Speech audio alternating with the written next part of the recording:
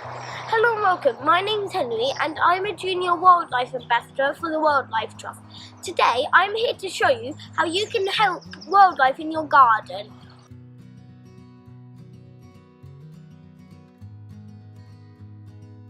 Did you know that 1/3 of all of our food is reliant on pollinators and all of the wildflowers?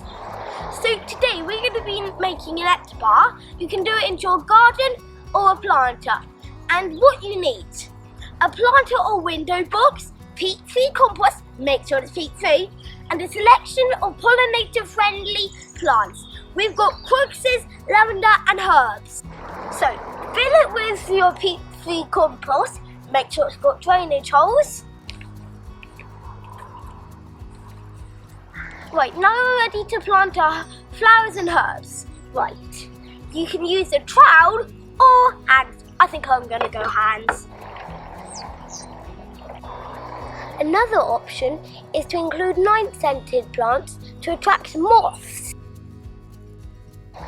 Now that all the plants are in, we just need to water it and place it.